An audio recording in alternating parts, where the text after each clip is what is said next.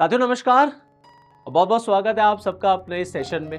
तो आज के इस सेशन में हम लोग बड़े इंपॉर्टेंट टॉपिक पर, बड़े इंटरेस्टिंग टॉपिक पर डिस्कशन करेंगे। तो घटना ये घटी है, न्यूज़ ये निकल के आई है कि पाकिस्तान के फील्ड मार्शल जो हैं आसिम मुनीर, वो एक बार फिर ईरान पहुंच चुके हैं। और वो ईरान गए हैं इस मकसद से कि चलो एक बार फिर अमेरिका और ईरान के बीच में जो बातचीत रुक गई थी उसको फिर से रिज्यूम कराया जाए। अब वो कितना इसमें सफल होंगे कितना नहीं होंगे वो अलग की बात है, क्योंकि इससे पहले भी हमने देखा पाकिस्तान ने पूरी कोशिश की लेकिन कुछ हो नहीं पाया।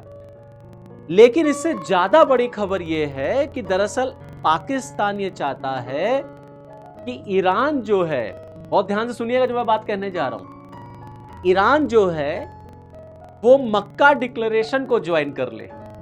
मक्का डिक्लेरेशन अभी 7 अगस्त को हुआ है, जिसमें सऊदी ने, टर्की ने और पाकिस्तान ने एक डिक्लेरेशन, एक एग्रीमेंट साइन किया है जिसको इस्लामिक नाटो और मुस्लिम नाटो जैसे शब्द दिए गए, एक डिफेंस पैक्ट इन तीनों देशों ने मिलकर बनाया है। बट प्रॉब्लम यह है कि ये पैक्ट जिस देश के खिलाफ है, दिखाने को आप कुछ भी दिखाइए कि भाई ये डिक्लेरेशन जो है, ये पैक्ट जो है वो इजराइल के खिलाफ है, पाकिस्तान का है, इंडिया के खिलाफ है, या कोई और कुछ कह दे, लेकिन हकीकत यही है कि ये पैक्ट जो है वो ईरान के खिलाफ है। अब दरअसल पाकिस्तान ये चाहता है कि ईरान जो है वो इस पैक्ट को ज्वाइन कर ले। अब ईरान इस पैक्ट को ज्वाइन करेगा कि नहीं करेगा, इसमें बहुत बड़ा वाला क्वेश्चन मार्क है, क्योंकि जिन जिन कंट्रीज के पास ये ऑफर गया कि आओ तुम इस डिक्लेरेशन में आ जाओ, किसी ने नहीं ज्वाइन किया। तो अब ये डिक्लेरेशन ईरान के पास गया हुआ है, ईरान को इनवाइट किया जा रहा है कि अब आप आ जाइए। तो जरा आप मुझे कमेंट सेक्शन में बताइएगा जरूर कि आपको क्या लगता है कि क्या ईरान इस ग्रुप में, इस मक्का डिक्लेरेशन में या इस इस्लामिक नाटो जैसे ग्रुप में शामिल हो सकता है, मेंबर बन सकता है। अच्छा देखिए, जब आसिम मुनीर ईरान के लिए निकले तो उन्होंने सबसे पहले अपने आका यानी कि डोनाल्ड ट्रंप से बातचीत की। उन्होंने ट्रंप को बताया कि भाई मैं जा रहा हूं ईरान, तेहरान जा रहा हूं, आपका कोई संदेश हो तो बताइए, आपका संदेश जो है मैं ईरान तक पहुंचा दूंगा। क्योंकि लास्ट टाइम हमने देखा था कि पाकिस्तान ने इस्लामाबाद टॉक्स में, ये अप्रैल की ही बात है जब इस्लामाबाद टॉक्स हुआ था, तो पाकिस्तान ने मीडिएशन का काम किया था बिटवीन अमेरिका एंड ईरान, लेकिन वो फेल हो गया, कोई रिजल्ट नहीं निकला। तो पाकिस्तान दरअसल एक मीडिएशन, एक मीडिएटर की भूमिका में था। उसका काम ये था कि ट्रंप कुछ कहे तो वो ईरान को बताना है, ईरान कुछ कहे तो वो ट्रंप को बता देना है, बस इतना। और क्या कंक्लूजन निकल के आया, क्या हर्ष रहा इस्लामाबाद टॉक्स का, हम सब जानते हैं। तो पाकिस्तान के अंदर इस्लामाबाद टॉक 1 हुई, वो फेल हो गया, फिर इस्लामाबाद टॉक 2 की भी कोशिश की गई लेकिन वो सफल नहीं हो पाया। तो अब एक बार फिर पाकिस्तान कोशिश करता हुआ नजर आ रहा है यहां पर कि चलो अच्छा, ये जो इशू चल रहा है इसको सॉल्व करा दे तो हम अमेरिका के गुड लिस्ट में आ जाएंगे, तो अमेरिका से हमें बहुत सारे फायदे हो सकते हैं। प्लस हाल के दिनों में ट्रंप ने भी कई बार ये कहा कि ईरान के साथ डील बहुत जल्द हो जाएगी वगैरह वगैरह, क्योंकि अमेरिका में मिड टर्म इलेक्शंस हैं और ट्रंप वो मिड टर्म इलेक्शन हारना नहीं चाहते। और ईरान, देखिए मजे की बात तो ये, ईरान उसी इलेक्शन का वेट कर रहा है। ईरान कह रहा है कि अगर वो मिड टर्म इलेक्शन में ट्रंप की पार्टी हार गई तो ट्रंप को बहुत बड़ा नुकसान जो है वो ईरान कर देगा और ईरान जो है वो बहुत सफल हो जाएगा अपने मकसद में। भले ही ठीक है हम उस तरीके से नहीं नुकसान कर पहुंचा पाए, लेकिन हम ऐसे पहुंचा देंगे। तो इधर ये खबर निकल करके आई है कि Iran has been invited to join Pakistan Turkey defence pact. अब आप सब जानते ही हैं कि अभी 7 अगस्त को सऊदी अरेबिया ने, टर्की ने और पाकिस्तान ने मिलकर के एक ग्रुप बनाया जो नाटो के प्रिंसिपल्स पे काम करेगा। मतलब अगर एक पे हमला होगा तो सब पे हमला माना जाएगा, यही है। इसी को 7 अगस्त को जब ये पैक्ट साइन हुआ तो मक्का डिक्लेरेशन कहा गया, क्योंकि ये सब लोग सऊदी पहुंचे थे वहां पर। अब भैया जरा आप ये देखिए कि ये मक्का डिक्लेरेशन जो है वो है किसके खिलाफ, ये ग्रुप बना किसके खिलाफ है। क्या ये ग्रुप अमेरिका के खिलाफ बना है? क्या ये ग्रुप इजराइल के खिलाफ बना है? नहीं, इन तीनों पर किसी पर भी अमेरिका हिट नहीं करने जा रहा है। अमेरिका का ईरान के साथ दुश्मनी, अमेरिका की पाकिस्तान के साथ दुश्मनी, दोनों में अलग अलग है। अमेरिका कभी भी पाकिस्तान पे हमला नहीं करेगा, और पाकिस्तान के पास भी न्यूक्लियर वेपन है, लेकिन ईरान के पास न्यूक्लियर वेपन की जब बात आई तो अमेरिका ने हिट कर दिया, क्योंकि उसमें कहानी कुछ और है। अब आप जरा देखिए, क्या अमेरिका सऊदी पे हमला करेगा? नहीं करेगा, क्योंकि अमेरिका और सऊदी के बीच में तो भैया देखिए न्यूक्लियर डील है, दोनों के बीच में संबंध अच्छे खासे, सऊदी अच्छा खासा पैसा अमेरिका में इन्वेस्ट कर रहा है, तो क्यों वो अमेरिका क्यों सऊदी पर अटैक करेगा? कभी नहीं। तुर्की देख लीजिए, तुर्की तो खुद ही नाटो का मेंबर है, America is a part of NATO, वो क्यों अटैक करेगा तुर्की पर? वो भी नहीं। पाकिस्तान कभी नहीं।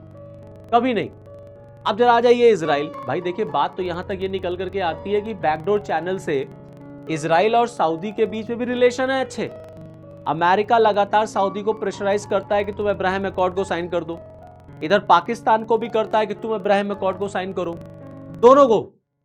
हाल के दिनों में इजराइल में और तुर्की में थोड़ी तनातनी है, लेकिन यहां पर भी वही बात है कि ये जो तीनों कंट्रीज हैं ये खुल करके कभी भी इजराइल के खिलाफ नहीं आएंगे, क्योंकि इनके अपने अलग अलग इंटरेस्ट हैं। तो ये ग्रुप बना क्यों है? ये ग्रुप बना है ईरान की बादशाहत, ईरान की ताकत को कम करने के लिए। बात समझ रहे हैं आप?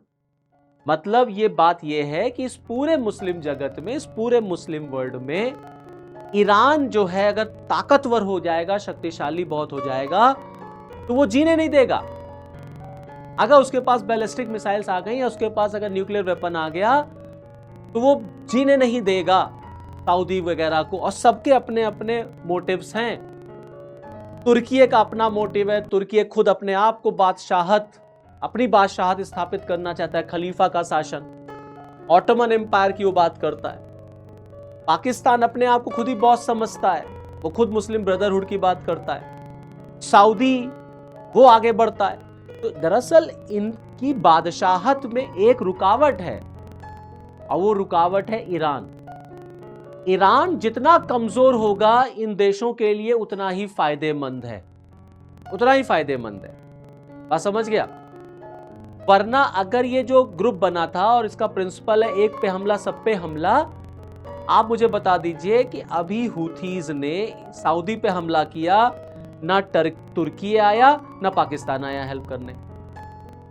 इजराइल ने अभी सीरिया के एयरबेस पे हमला कर दिया, ये कहते हुए कि तुर्की वहां पर प्रेजेंट था, ना सऊदी आया ना पाकिस्तान आया तुर्की की सहायता करने के लिए।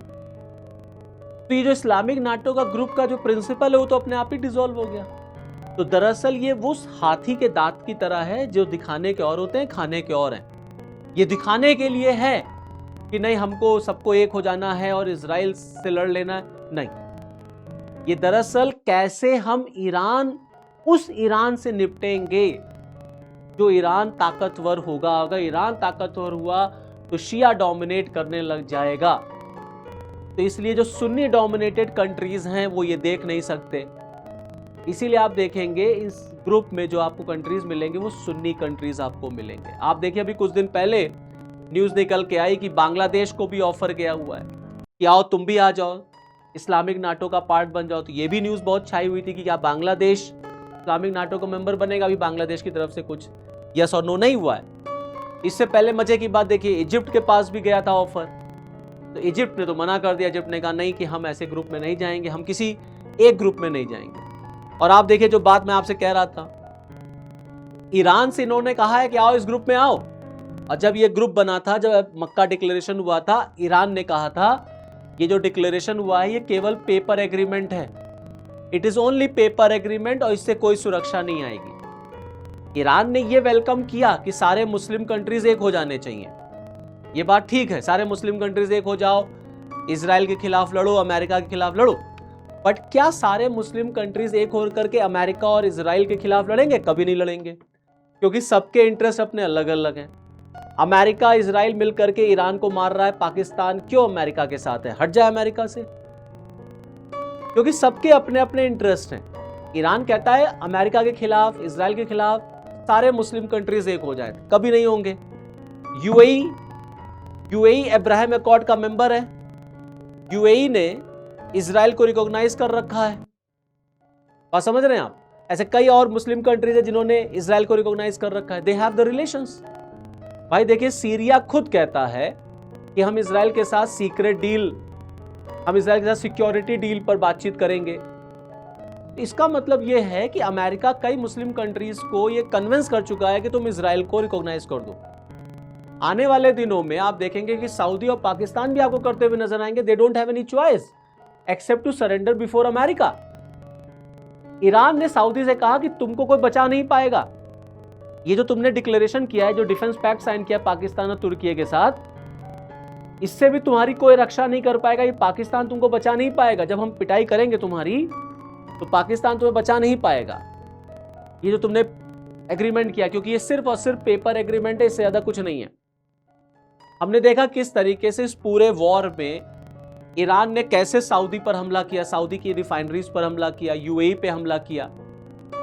तो ये जो डिफेंस पैक्ट हुआ था, ये तो लास्ट ईयर हो गया था सऊदी और पाकिस्तान में। तो भी ईरान ने जब सऊदी पे हमला किया तो पाकिस्तान हेल्प करने क्यों नहीं आया? तो दरअसल ये जो पूरा मिडिल ईस्ट आप देख रहे हैं ना, इस पूरे मिडिल ईस्ट में चाहे वो तुर्की हो, चाहे इजिप्ट है, चाहे सऊदी है, चाहे ईरान है, चाहे यूएई है, सबके देखिए अपने अपने पर्सनल इंटरेस्ट हैं। और ये पर्सनल इंटरेस्ट में शिया सुन्नी वाला जो एक जो इशू है वो सबसे ज्यादा है, सबसे ज्यादा डोमिनेट करता है।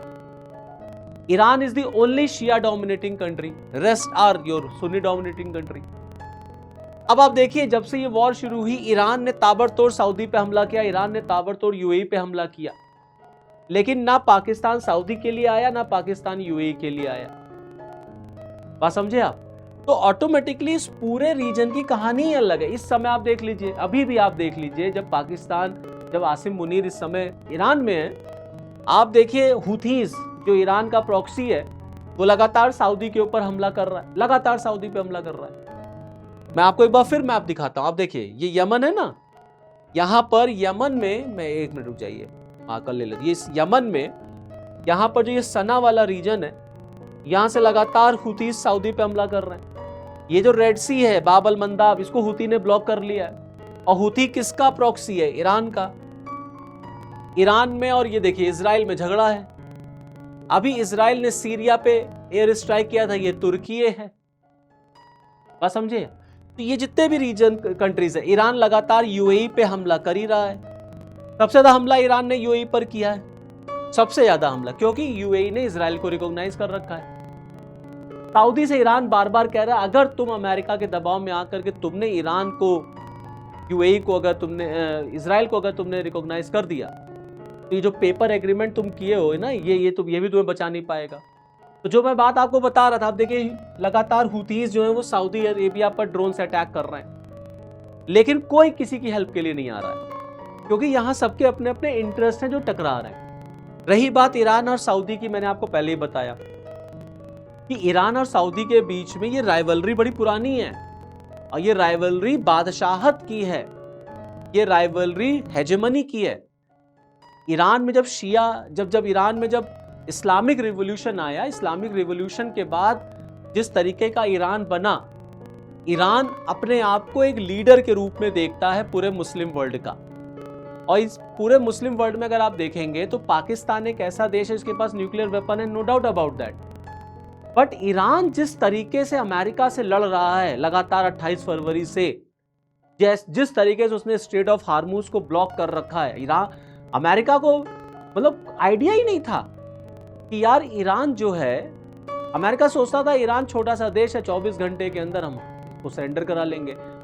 आप देखिए 28 फरवरी से अगस्त आ गया, स्ट्रेट ऑफ हार्मूज अभी तक ट्रम्प खुलवा नहीं पाया, अभी तक ट्रम्प खुलवा नहीं पाया। ना ईरान ने पूरी तरीके से सरेंडर किया, ना ईरान में रिजीम चेंज हुआ, कोई भी टारगेट अमेरिका अचीव नहीं कर पाया जो उसने इस वॉर में टारगेट सेट किए थे, कोई भी टारगेट। तो यहां से कंक्लूजन ये ड्रॉ हुआ कि ये जो ईरान है ना, ये आने वाले दिनों में बड़ा खतरनाक होने वाला है। अब इस ईरान से कैसे निपटा जाएगा? तो इस ईरान से निपटने के लिए चलो एक ग्रुप बनाओ। अब वो एक ग्रुप बन गया 7 अगस्त को, जिसमें तुर्की भी आ गया।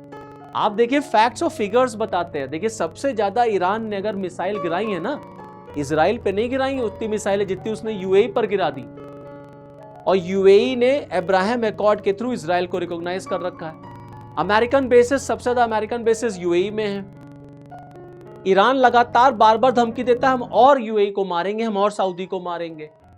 तो अब ये दरअसल एक ये कहते हैं ना चारा डालना, एक दाना डालना पाकिस्तान की तरफ से ईरान को कि आओ तुम भी इस इस्लामिक नाटो में पार्ट बन जाओ, सारे मुस्लिम कंट्रीज एक हो जाएं, हम सब पूरे मुस्लिम ब्रदरहुड को लेकर के आगे चले और फिर इजराइल से हम लोग लड़ेंगे। क्या ये लोग इजराइल से लड़ पाएंगे? नहीं लड़ पाएंगे, क्योंकि अमेरिका इन सबको एक होने ही नहीं देगा। जैसे ही ये लोग एक होंगे, अमेरिका पाकिस्तान की चूड़ी टाइट कर देगा, अमेरिका सऊदी की चूड़ी टाइट करेगा, फिर अलग हो जाएंगे।